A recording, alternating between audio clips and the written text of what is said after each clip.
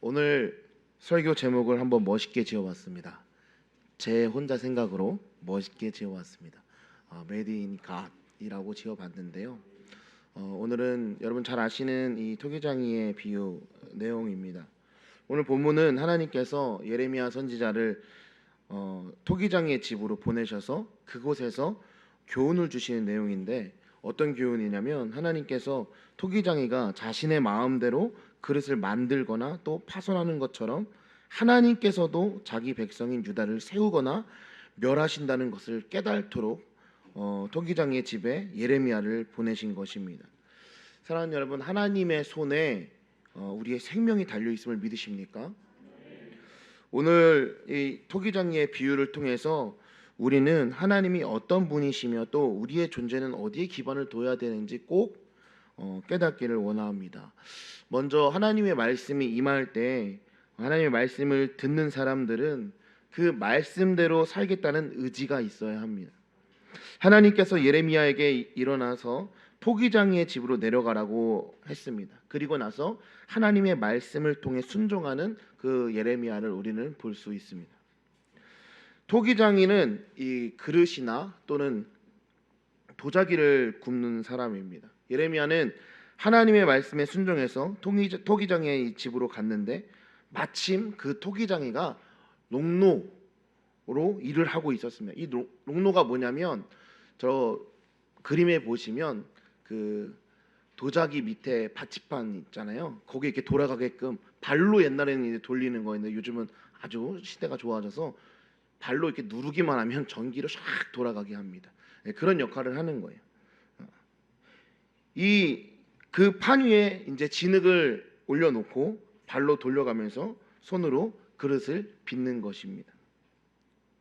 토기장이가 진흙을 가져다가 적당히 반죽한 다음에 그것을 그 농로 위에 올려놓고 빙빙 돌리면서 그릇의 형태를 만드는 것이죠. 그런데 거의 다 만들어갈 무렵에 터져버린 거예요. 왜 터지냐면 그 반죽 안에 자그마한 돌멩이나 또는 이 지푸라기 하나가 들어가 있어서 그 반죽의 형태가 깨져버린 거죠. 그래서 그걸 어떻게 합니까? 다시 떼어서 반죽을 합니다. 그 이물질을 제거하고 돌멩이를 빼내고 해서 다시 반죽을 해버립니다. 그래서 다시 이 토기장이의 손에 거쳐서 이 아름다운 도자기나 또 그릇의 형태로 만들어지는 것입니다. 하나님께서 예레미야에게 이 모습을 보여주면서 이렇게 말씀하시는 거예요. 노란 글씨만 보면 이스라엘 족속아, 진흙이 토기장이의 손에 있음 같이 너희가 내 손에 있느니라. 하나님 손에 있다는 거예요. 믿으십니까? 오늘 아멘 소리가 이렇게 작으면 빨리 끝나지가 못하거든요. 협조 부탁드립니다. 네. 하나님 손에 있다는 거, 하나님 손에. 아멘. 네. 여러분, 토기장이가 진흙으로 그릇을 만들듯이 우리의 인생은 하나님의 뜻대로 하나님의 손으로 빚으신다는 것입니다. 이삭에게는 에서와 야곱이라는 아들이 있었죠. 이삭이 늙고 병들자 에서에게 장자의 축복을 하려고 했습니다. 그런데 나중에 에서가 아니라 야곱에게 축복한 것을 알게 된 그 이삭의 반응은 어땠을까요? 그 말씀해 보면 창세기 27장 33절에 보면 큰 자는 어린 자를 섬긴이라라는 말이 있거든요. 이거 전에 지금 PPT가 하나 빠졌는데 27장 33절에 보면 이삭이 심히 크게 떨며 가로되라고 말씀합니다. 심히 크게 떨었다고 했는데 왜 떨었을까? 그게 바로 이 이유 때문에 그렇습니다. 오래전에 두 아들들이 어머니 태중에 있을 때 하나님께서 하신 말씀이 큰 자는 어린 자를 섬기니라. 이 말씀이 기억난 거예요. 여러분, 부모가 자식의 인생을 결정할 수 있습니까? 없습니다. 하나님께서 사람의 인생을 결정하는 거죠. 우리의 인생이 어떻게 되는가는 하나님의 뜻에 달려 있는 것입니다. 하나님께서 그릇을 만드시면 그릇이 될 것이고, 하나님께서 컵을 만드시면 컵이 될 것이고, 하나님께서 잘 되게 되면 잘 될 것이고, 아멘 할 때까지 할 거예요. 하나님이 안 되게 하시면 안 될 것이고, 하나님이 건강하게 하시면 건강하게 할 것이고, 죽을 병에 걸려서도 하나님이 살리고자 낫게 하시면 낫는 것입니다. 믿으십니까? 우리 인생은 하나님 손에 있는 진흙이라는 거예요. 우리의 모든 것은 하나님 손에 달려 있다는 것입니다.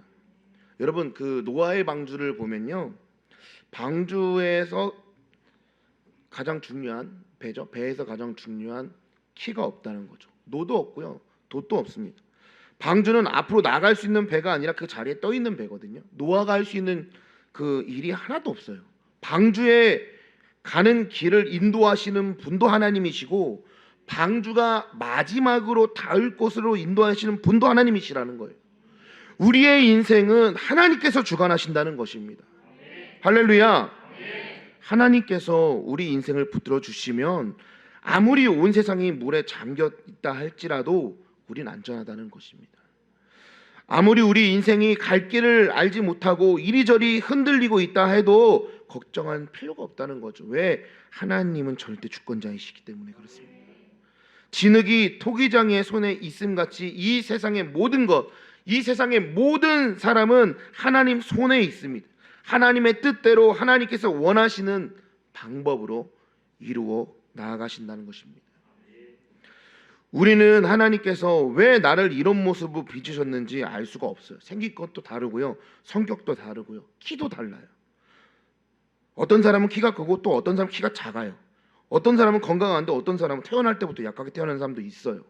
어떤 사람은 성격이 너무나 막 빠릿빠릿한데 또 어떤 사람은 너무나 또 느릿느릿해요.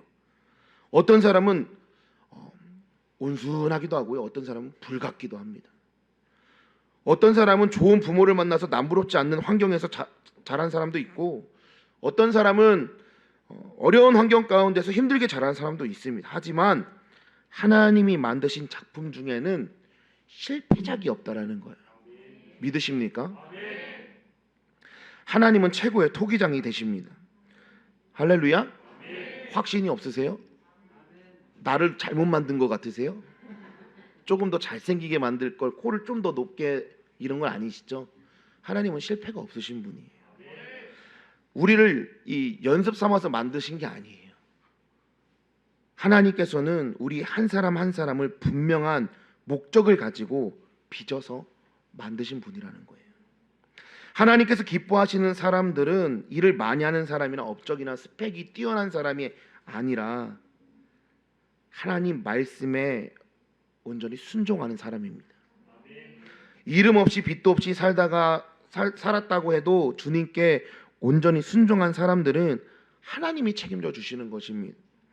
나를 만드신 하나님의 말씀에 순종하는 법을 우리가 배워야 된다는 것입니다. 두 번째는 하나님 말씀에 순종하는 거예요. 그래서 토기장이의 집에 가서 예레미야는 그 집에서 이 토기장이가 진흙이 자기 생각대로 빚어지지 않으니까 그것을 다시 부셔서 또 다시 반죽하고 새로운 그릇을 만드는 것을 목격했습니다. 하나님께서는 이런 모습을 통해서 예레미야에게 깨우쳐 주기를 원했던 거예요. 그릇을 자기 마음대로 부수고 주무르고 다시 새로 만드는 토기장이처럼 이스라엘 자손이 하나님의 손에 있다는 것을 깨우치기 위함이었다는 것이죠. 우리는 하나님 손에 달려 있습니다. 할렐루야. 정신 차리십시오. 하나님 손에 달려 있습니다. 이 김수형 씨가 글을 쓴 글 중에 최고의 작품이라는 글이 있는데 되게 유명한 글입니다. 이 글에 이렇게 이야기합니다. 모든 진흙덩이가 그렇듯이 질그릇으로 최고의 작품이 되어서 왕궁의 식탁이나 부잣집의 장식장에 올라가는 것이 최고의 꿈이었다. 다행인 것은 우리들의 토기장이가 이 나라 최고의 장인이란 것이었다. 그가 만든 그릇들은 거의 다 왕궁이나 부잣집으로 팔려 나갔다. 어느 날 토기장이가 내 앞에 앉아서 나를 반죽하기 시작했다. 그러자 나도 흥분하기 시작했다. 이 세상에서 가장 멋진 작품으로 태어날 내 모습이 떠올랐기 때문이다. 그런데 좀 이상했다. 토기장이가 빚는 나의 모습은 이전과는 전혀 다르기 때문이었다. 한쪽으로 기울어진 주둥이에 유난히도 넓은 손잡이, 나를 지켜보는 다른 진흙들의 웃음소리가 들렸다. 난 너무 속상해서 눈물이 나올 것만 같았다. 나를 이런 흉측한 모습으로 빚는 토기장의 손길이 밉고 또 미웠다. 마지막으로 불가마에서 나온 내 모습은 정말 절망적이었다. 토기장이가 날 왜 이런 모습으로 빚었는지 도무지 이해할 수 없었다. 하지만 토기장이는 내가 완성되자마자 나를 품에 안고 어디론가 뛰어갔다. 그가 도착한 곳은 어느 가난한 농부의 집이었다. 아무리 나를 이렇게 가난한 농부에게 팔려고 했어도 이런 모양으로 만든 토기장이가 나는 생각할수록 미웠다. 차라리 바닥에 떨어져 내가 깨져 없어지기를 바랄 뿐이었다. 그런데 밖으로 나온 농부의 모습을 보는 순간 난 너무 놀라고 말았다. 그 농부는 농사일을 하다가 두 손이 잘린 사람이었다. 그래서 그는 평범하게 생긴 그릇을 사용할 수가 없었던 것이다. 토기장이는 이 사실을 알고 이 농부를 위해 손이 아닌 팔로 사용할 수 있는 나처럼 생긴 그릇을 만들었던 것이다. 나를 붙잡고 눈물을 글썽이는 농부에게 토기장이가 말했다. 더 고마운 것은 나요. 내가 질그릇을 만들면서 이렇게 기뻤던 적은 처음이요. 이 그릇은 나의 최고의 작품이요. 토기장이가 만든 최고의 작품이 나라는 사실을 난 그때 깨달았다. 그리고 나를 빚던 토기장이의 그 따스한 손길을 그제야 느낄 수가 있었다라는 글입니다. 여러분, 여러분들은 각자 하나님이 그 기호에 맞게 알맞게 아름답게 최고의 걸작품으로 만든 것입니다. 믿으십니까? 여러분 옆에 있는 분의 얼굴을 한번 바라보시면서 선포하세요. 지금 따라하세요. 지금 당신의 모습에 불평하지 마십시오. 우리는 모두 하나님께서 빚으신 걸작품입니다. 할렐루야. 네, 여러분 주변의 얼굴들을 보면서 감상하세요. 네. 어쩜 이렇게 아름다운 걸작품. 네, 지금 박수치고 뭐 할렐루야죠. 네. 다 거기에 맞게끔 쓰이는 거예요. 믿으십니까? 내 그릇이 이 간장종지 같아가지고 두려우십니까? 그 그릇에 용도가 있는 거예요. 내 그릇이 대접인데 저기 사기로 만들어가지고 뭐 이게 툭툭하면 깨질 것 같아서 두려우십니까? 다 거기에 뜻이 있고 하나님께서 만드신 이유가 있는 것입니다. 주여 나왔습니다 지금. 여러분, 우리가 하나님께서 우리를 같은 모습으로 막 대량 생산해서 만드신 분이 아니십니다. 한 사람 한 사람 분명한 목적과 뜻을 가지시고 빚으셨다는 거예요. 성경은 이렇게 말합니다. 디모데후서 2장 20절에서 21절에 이렇게 고백합니다. 함께 읽어봅시다. 시작. 큰 집에는 금과 은의 그릇이 있을 뿐 아니요 나무와 질그릇도 있어 귀 쓰는 것도 있고 천이 쓰는 것도 있나니 그러므로 누구든지 이런 것에서 자기를 깨끗하게 하면 귀 쓰는 그릇이 되어 거룩하고 주인의 쓰임에 합당하여 모든 선한 일에 예비함이 되리라. 아멘. 중요한 것은 얼마나 깨끗한가라는 거죠. 금그릇, 은그릇, 이 아무리 금이라고 아무리 은이라고 해도 더러우면 소용이 없습니다. 질그릇이라도 깨끗하게 준비되어 있으면 하나님께서 기쁘게 사용해 주신다는 것입니다. 하나님께서 왜 나를 이렇게 만드셨지? 라는 생각하지 마십시오. 여러분의 마음과 영혼을 깨끗하게 하고 여러분의 몸을 깨끗하게 하여서 언제라도 주님께서 사용하시기에 합당한 그릇이 돼야 한다는 것입니다. 이곳에는 지금 뭐 뛰어노는 유치부도 있고요. 지금 예배드리고 있는 학생부들도 있어요. 지금 초등부는 여름 제자학교를 또 지냈고 또 학생부도 여름 수련회를 무사히 잘 마쳤습니다. 근데 이제 학생부들 잘 들어요. 여기서 멈추는 게 아니에요. 하나님께서 여러분을 사랑한다고 그렇게 수련회 동안 고백을 했잖아요. 그 사랑을 가지고 나만 갖고 있는 게 아니고 전파하는 거예요. 사랑은 나눌수록 커지는 것입니다. 할렐루야. 못 믿겠으면 주변에 있는 어른들한테 물어보세요. 진짜 사랑을 나눠줄수록 커지나요? 그럼 커진다고 말할 거예요. 할렐루야. 학생부 할렐루야. 좋아요. 네. 봤죠? 단단히 준비가 됐어요. 지금 무장이 됐다고요. 이제 저기 청년부 이제 수련했는데 너무 기대가 됩니다. 어떤 모습으로 변할까? 하나님의 은혜가 어떻게 부어질까? 나를 어떤 그릇으로 깨 부셔가지고 다시 만들어 주실까? 너무 기대가 됩니다. 방송을 통해서 보고 계신 우리 청년부들 도전 받으시고 수련회 꼭 가십시오. 여기 성전에서 선포되는 그 말씀 들으십시오. 들었을 거예요. 수련회 참석할 겁니다. 여러분, 하나님께서 여러분을 귀히 만드셨습니다. 우리에게는 또 하나의 빚어져 가는 과정이 있습니다. 우리가 생긴 모습이나 우리의 환경은 이미 결정된 거예요. 그러나 우리에게는 그 다음 단계로 빚어지는 과정이 있다라는 거예요. 우리의 영혼이 아름답게 빚어져 가지고 또 우리의 신앙 인격이 아름다운 그릇으로 만들어져 가는 과정이 남아 있다는 거죠. 누구든지 예수님을 믿게 되면 그 순간부터 한 덩어리 진흙으로 이 토기장이 되시는 하나님 앞에 놓이게 되는 거예요. 하루하루 믿음 생활을 해 나가면서 조금씩 하나님께서 원하시는 그릇의 그 형태를 막 만들어 간다고 한번 생각을 한번 해보십시오. 내가 토기장이의 집으로 내려가서 본즉 그가 농로로 일을 하는데, 자, 이 진흙을 농로 위에서 정신없이 돌려가면서 그릇을 만듭니다. 뭐 TV를 통해서나 뭐 여러 영상 매체를 통해서 보신 분이 계실 거예요. 이렇게 농로를 통해서 손수레를 통해서 이게 빨리 돌아감으로 인해 갖고 손을 집어넣어서 그릇을 만드는 그런 모습들 여러분 다 보셨죠? 네, 감사합니다. 보셨을 거예요. 그렇게 지금 일을 하고 있다라는 거죠. 토기장이가 자기를 어떤 그릇으로 만들려고 하는지는 알 수 없는 그 상태에서 아주 그냥 빠르게 정신없이 막 돌아가고 있는 상황인 것입니다. 아마도 진흙에게는 참 고통스럽겠죠. 계속 돌아가니까요. 그리고 계속 만져주고 지금 모형이 바뀌고 있으니까요. 하지만 이 고통의 과정이 없이 진흙이 그릇으로 만들어지는 것은 결코 불가능하다는 거예요. 여러분 삶이 그렇다는 거예요.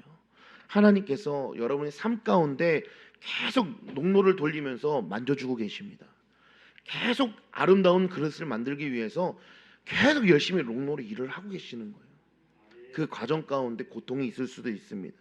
아픔이 있을 수도 있어요. 다시 만들어야 되는 경우가 생길 수도 있습니다. 하지만 주님께서 이 과정을 통해서 아름다운 그릇으로 하나님의 가치 있는 하나님의 걸작품으로 만들어내신다는 것입니다. 제가 그 학교 사역하면서 명함이 있는데 명함이 두 가지가 있습니다. 하나는 노골적으로 후원 계좌를 넣은 명함이 있고, 하나는 이름과 그 앞면에는 당신은 하나님의 걸작품입니다 라는 문구가 있는 그런 명함이 있습니다. 그런 명함은 학생들한테 주는 명함이에요.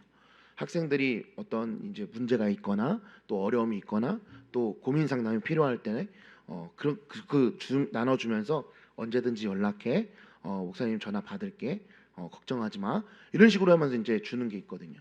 근데 그걸 받고 아이들이 감동합니다. 왜 감동하냐면 내가 줘서가 절대 아니라 그 문구 하나에 사랑을 느끼는 거예요. 하나님은 당신은 하나님이 만드신 걸작품입니다라는 말에 내가 걸작품이란 말인가?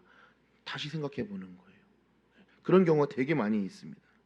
여러분, 만약 우리 인생을 빚으시는 하나님의 섭리에 대해서 의심을 품을 그런 권리가 있는 사람이 있다면 아마 생각해보면 요셉이지 않을까 생각이 됩니다. 왜냐하면 요셉은 형들하고 달리 어떻게 보면 모범적인 삶을 살았으면 형들한테는 되게 얄미웠을 수도 있어요. 뭐만 하면 일렀기 때문에. 근데 모범적으로 삶을 살아왔습니다. 그런데 요셉은 17년에 애굽에 노예로 팔려가서 13년 동안 노예 생활을 하잖아요. 감옥 생활을 했는데 아주 지긋지긋한 이 고통에서 헤쳐나올 수 있는 기회를 딱 찾습니다.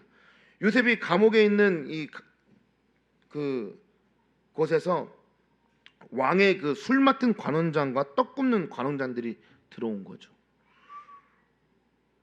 아마 왕이 먹는 음식에 독이 들어갔던 그런 사건 때문에 그 사람들이 혐의를 쓰고 감옥에 갇혔을 것입니다. 그런데 이 두 사람이 꿈을 꾸었고 요셉은 술 맡은 관원장의 꿈을 해석해 주면서 이제 당신이 잘 되거든 내 억울한 사정을 왕에게 아뢰어서 나를 감옥에서 나가게 해주십시오.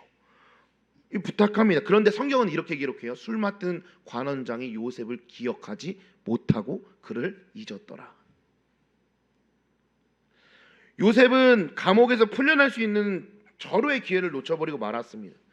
요셉의 이 소식이 오기를 얼마나 기다렸겠습니까? 자기 이름이 불려지고 석방된 날을 얼마나 기다렸겠습니까? 한 달, 두 달, 세 달 지나고 1년, 2년 지나도 아무 소식이 없는 거예요.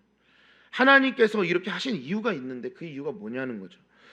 왜냐하면 아직 하나님의 그 농로에서 완전한 그릇으로 요셉이 완성되지 않았기 때문에 그런 거예요. 이때 요셉이 풀려났으면 아마도 요셉은 풀려나면서 집으로 돌아갔을 거예요. 그러면서 요셉의 이야기는 여기서 끝났을 것입니다. 그런데 몇 년 후에 요셉은 바로 앞에 서서 바로의 꿈을 해석해 줍니다. 그리고 애굽의 총리 대신이 되죠. 자기 가족을 기근에서 구할 뿐만 아니라 애굽으로 이끌어 이스라엘 민족을 이루는 역할을 감당하게 되었습니다. 요셉의 인생은 하나님께서 완전한 그릇으로 만드실 때까지 하나님의 농로 위에서 정신없이 돌아가는 인생이었다는 거죠. 성경은 말합니다. 깊도다 하나님의 지혜와 지식에 부요하며 그의 판단은 측량치 못할 것이며 그의 길은 찾지 못할 것이로다. 우리는 우리 인생의 토기장이신 하나님의 뜻을 알 수가 없습니다. 짐작할 수도 없어요. 하나님께서 내 인생을 어떤 그릇으로 빚으시기 위해서 이렇게 정신없이 돌아가게 하고 또 고통을 주시는지 알 수가 없습니다. 그러나 우리가 한 가지 분명히 믿는 것은 하나님께서 나를 사랑하신다는 사실입니다. 할렐루야. 로마서 8장 32절 다 함께 읽어보겠습니다. 시작.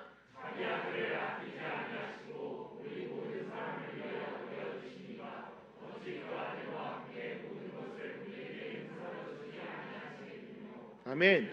하나님은 우리를 위해서 아들을 아낌없이 주신 분입니다. 그렇다면 우리에게 가장 좋은 것으로 주신다는 것이죠. 그래서 우리는 하나님의 그 농로 위에서 정신없이 돌아가는 고통을 겪을 때에 이렇게 고백하는 거예요. 다 함께 읽어보겠습니다. 시작.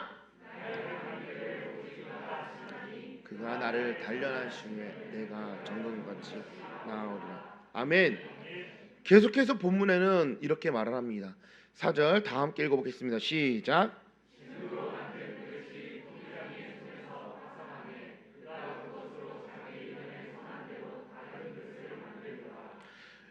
여러분, 진흙이 농로에서 빠른 속도로 돌아갈 때 이 진흙 속에 자그마한 돌이라도 들어가는 순간이 된다면 그 진흙이 터져버리게 됩니다. 마찬가지로 우리 인생도 하나님의 농로에서 아름답게 빚어져 가는 그 순간에 우리 안에 있는 죄 때문에 그 자리에서 무너질 때가 있어요. 그러나 우리 인생이 하나님 손 안에 있는 한 우리에게는 얼마든지 새로운 기회가 있다라는 거예요. 하나님께서 그 진흙을 다시 빚으셔서 하나님이 완성시킨 아름다운 걸작품으로 만들어내신다는 거예요. 할렐루야. 하나님은 우리가 쓸만한 그릇이 되기 전에 터졌다고 포기하시는 분이 아닙니다. 2번 빚어서 또 터지면 3번 빚으시고요. 3번 빚어서 또 터지면 4번 빚으시고요. 아멘 크게 나올 때까지 할 거예요. 4번 빚어서 또 터지면 5번 빚으시는 분이에요. 할렐루야. 하나님은 우리를 포기하지 않는 분이신 거예요. 언젠가는 하나님께서 원하시는 모습이 나올 때까지 새롭게 빚고 또 빚어주신다는 것입니다. 사랑하는 여러분, 하루는 하나님께서 요나 선지자를 부르셔서 니느웨 성으로 가서 하나님의 심판을 선포하라고 얘기하잖아요. 그런데 요나는 니느웨로 가지 않고 어디로 가죠? 다시스로 가잖아요. 그렇죠? 근데 다시스로 가는 배를 탔는데 니느웨는 이스라엘과 원수지간인 아수르의 수도이기 때문에 참 어려워요. 가서 이 말씀 전한다는 것 자체가 쉽지가 않아요. 근데 하나님께서 가서 전하라고 하신 거예요. 근데 안 갔어요. 왜요? 두려웠거든요. 분명히 저 백성들은 하나님 말씀을 안 들을 거예요 라고 판단했거든요. 그리고 다시스로 도망가는 그 배를 타잖아요. 그런데 어떻게 됩니까? 그 배에서 풍랑 만나고 물고기 뱃속에 들어갔다가 어디에 도착합니까? 다시 원점으로 도착하는 거예요. 니느웨로 다시 돌아가게 되는 거예요. 다시스로 못 가고. 얼마나 고생이란 고생 많이 합니까? 하나님의 말씀을 거역하고 도망갔는데 그 결과는 원점으로 돌아온 것입니다. 여러분, 이게 은혜예요. 할렐루야. 이 만약에 물고기가 요나를 엉뚱한 데다 토해냈으면 요나는 다시 한 번 더 이 기회를 얻지 못할 것입니다. 그러나 요나는 맨 처음 하나님의 명령을 받았던 그 자리로 돌아왔습니다. 다시 한번 하나님께서 하나님의 말씀에 순종할 기회를 주셨다는 거예요. 여러분, 지금 혹시 여러분이 니느웨로 가야 되는데 다시스로 도망가려고 지금 자세를 잡고 있습니까? 가보세요. 어차피 다시 돌아옵니다. 어차피 다시 돌아와요. 그게 뭐 얼만큼 기간이 될지도 몰라요. 40년 동안이 될지도 몰라요. 언제가 될지도 몰라요. 하지만 하나님의 뜻대로 움직일 수 있게 하나님 다시 원점으로 돌리신다는 거예요. 그리고 하나님께 다시 기회를 주신다는 거예요. 할렐루야. 이게 은혜인 거예요. 그 안에 고통이 있고 어려움이 있어요. 반드시 있어요. 근데 하나님께서 다시 기회를 주신다는 거예요. 원점으로 돌아가 처음부터 새롭게 빚어주시는 하나님께 우리가 온전히 맡김을 당해야 되지 않겠습니까? 온전히 주님께 맡겨드려야 되지 않겠습니까? 사랑하는 여러분, 진흙이 이 토기장이의 손에 있음 같이 너희가 내 손에 있느니라. 우리 인생이 하나님의 손 안에 있다는 것은 전적인 하나님의 은혜입니다. 여러분의 인생을 토기장이신 하나님께 온전히 맡김으로써 하나님께서 귀하게 사용하시는 그릇으로 빚어지는 우리 바이스의 모든 성도님 되기를 주님의 이름으로 축원합니다.